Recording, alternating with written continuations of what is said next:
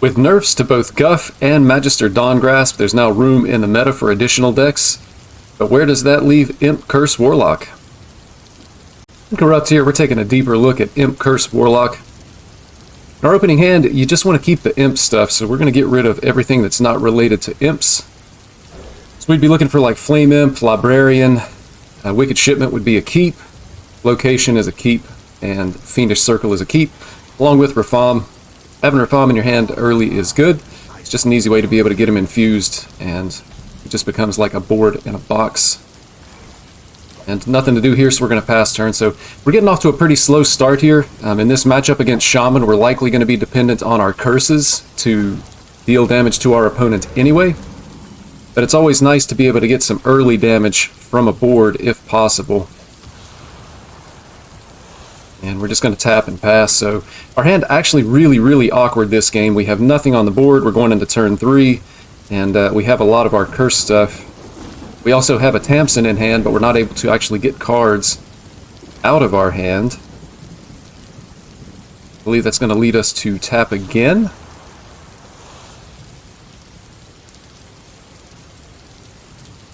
And we're just going to get the Librarian on the board. So next turn we could potentially throw out the Wicked Shipment. If our Librarian survives, may not survive, could actually get frozen here. This is definitely going to be a challenging game. We're going to need our opponent to leave us a lot of space in their hand to be able to fit curses. And again, we have a long way to go just in damage because of their health total at this point.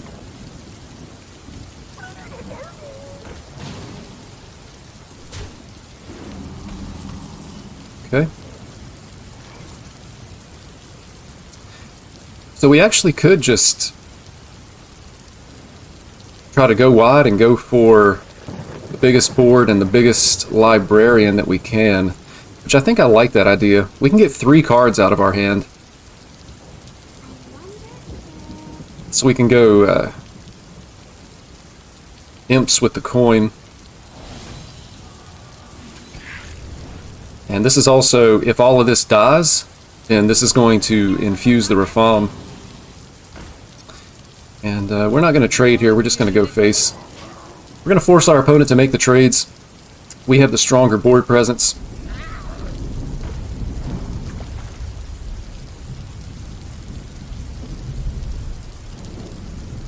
Our opponent now has a lot of cards in hand. Hopefully they're going to be playing some cards that we'll be able to fit some curses in.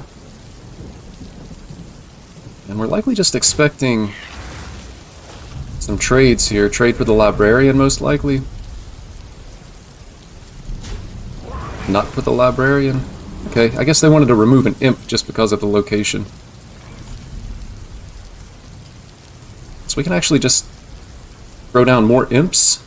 Imp Touch. Try to get some cards out of our hand to be able to play the Tamsin here. Seems pretty good.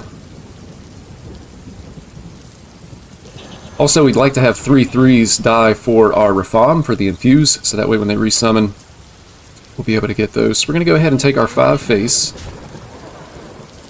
And then I want to remove this one that has attack. This guy's going face, and then I'm going to make a trade for the 4-3 here. So next turn we'll have the option of either Tamsin or Rafam. Certainly we don't want to remove our own board. Looks like our opponent may actually be removing the board with the Firemancer Flurgle, so that'll be fine. We'll be able to even the board back out, get our Tamsin in play, and hopefully hit some of the Imps that are going to be shuffled into our deck.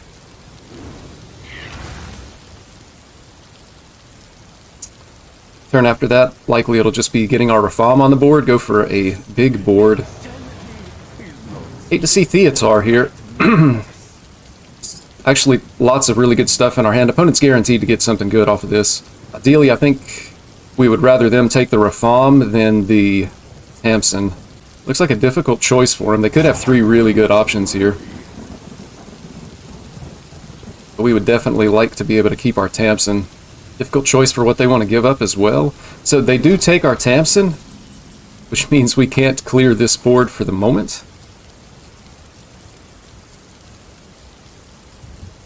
So we're going to have to change gears. We can put 2 curses in their hand with Minion Tamsin and Dragged Below.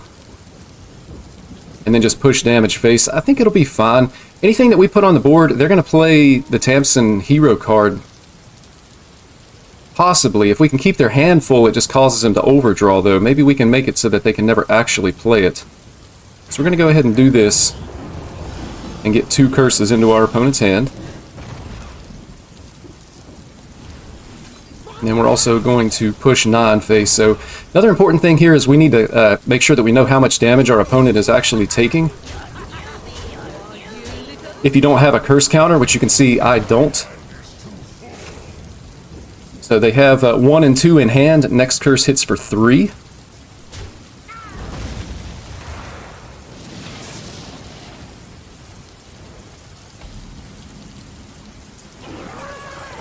So it ends up being a pretty decent outcome for us, I think. We can actually just play the Reform here. They'll be able to Tamsin, which means they can remove most of our stuff. At most, we could put 1 curse in our opponent's hand, which isn't going to be good enough here. But I'm thinking we actually double trade. The 1 attack minions, this can go face, and then we have the Reform. And hopefully with hopefully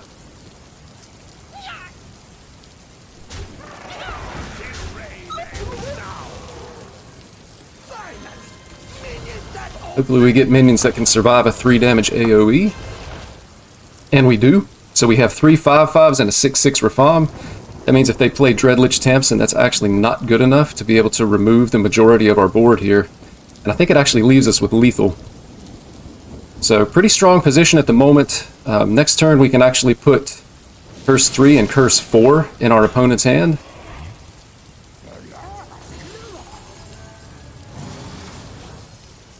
And this is actually looking really good for us. Unfortunately they whiff on the very first. And we killed him. So again, we're just looking to keep our imp stuff here, so we're going to keep these 2 cards. And one quick note about the last game, you know, our opponent did hit a really good Theatar. It's important to keep in mind, even if your opponent has a good Theatar turn, or just a really strong turn in general, try not to get too upset about it. Keep your mental boat level in the water, and just keep on playing. You don't want to throw or concede just because your opponent made a strong play. Looks like we're going to have a mirror match here. So we just want to get on the board.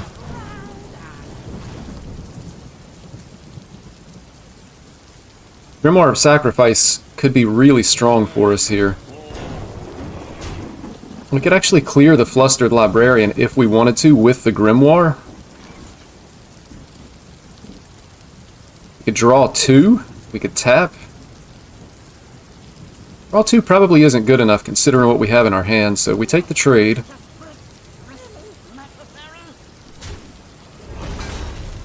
I'm actually just going to tap here. So if our opponent plays like a Fiendish Circle, they're going to want to push the damage face, and then we can clear with the Grimoire of Sacrifice. Okay, so they're actually playing a different deck than what we're playing.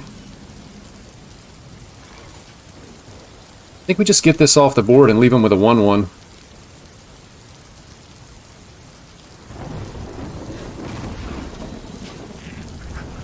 So it looks like our opponent has actually a more straight imp deck, which means they're not going to be playing the curses. Not quite sure how that's going to play out in the game itself. Having the infused is certainly good for them. And we definitely want to save our coin here for the Abyssal Wave.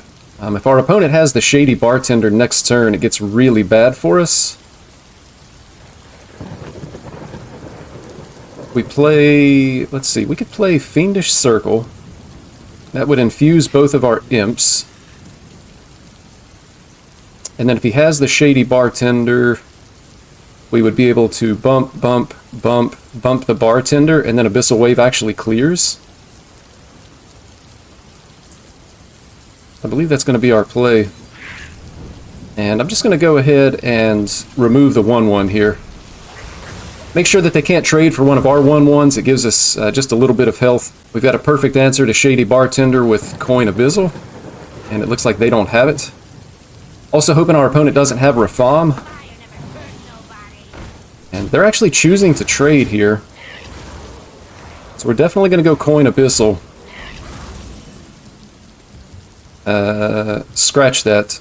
We got a much better play. We're going to coin out our Tamsin and hold on to the Abyssal Wave. So, premium top deck for us there. This is going to clear the board. It gets our hero in play. Hopefully we hit some of the 3/3s. And then we're able to save the Abyssal Wave, which actually does 1 extra damage to the board. And looks like no Rafam from our opponent, so we should be in the driver's seat here going forward.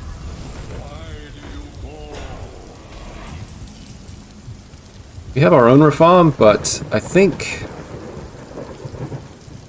we just develop 3/3s and a location and go ahead and buff something here. Seems fine. Other option would be Fiendish Circle with the library. We could actually hold the library charge for next turn, although they're likely to trade.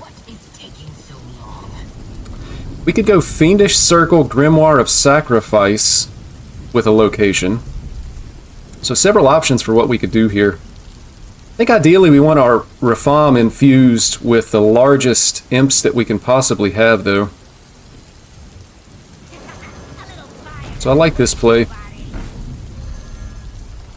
I'm just going to go ahead and use a location charge. Get a beefy minion on the board.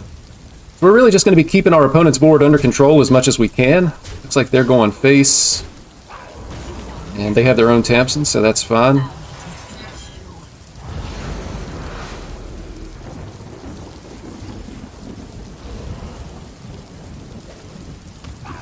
Strong play from our opponent. Lady Darkvein. So Lady Darkvein is really good if we play an Abyssal Wave, and then we would have Lady Darkvein and Grimoire of Sacrifice for 2 additional Abyssal Waves to be able to clear the board. I don't think we need to set that up just yet. I think we can actually just go ahead and tap and get down our next Mischievous Imp.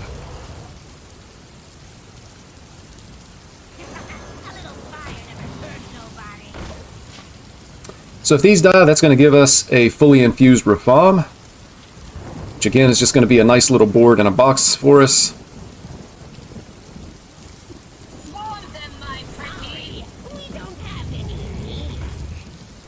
Sea Giants on the board. So at this point I think we do want to Abyssal Wave, although if we wait one more turn, we could repeat it with the Tamsin, but there's really no reason to be that greedy here, so we buff one of these, hit here, play our wave, and then that'll leave us room to actually hero power again, and then whatever board our opponent creates we'd be able to remove with Darkvein, Grimoire of Sacrifice, so that's going to be our play.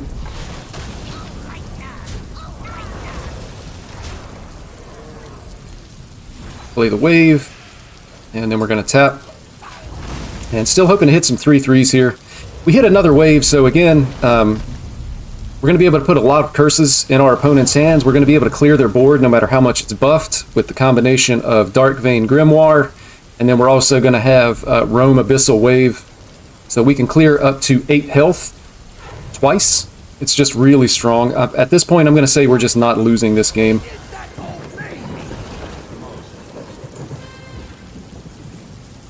So our opponent makes a big board, and it doesn't matter because we have the answers. Unfortunately, now we hit a 3/3. But that's fine. So if we go Darkvein and Grimoire of Sacrifice, that'll actually leave us room to be able to develop, say, the Flustered Librarian. And then we could drop potentially Rafam next turn.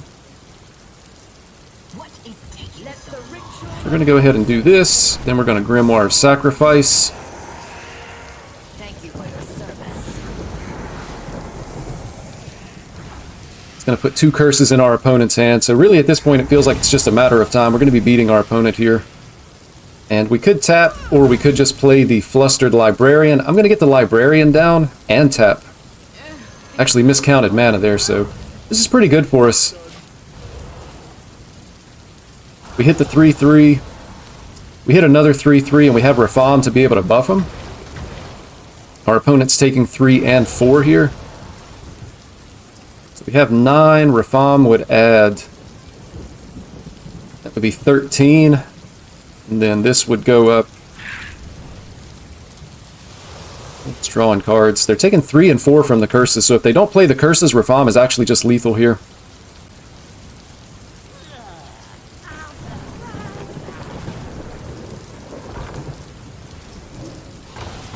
Thank you for your service. Thank you for your So they do clear the board. So they have 3 and 4 in hand. That's 7. So we're going to fill their hand with curses here, and that's going to actually end the game.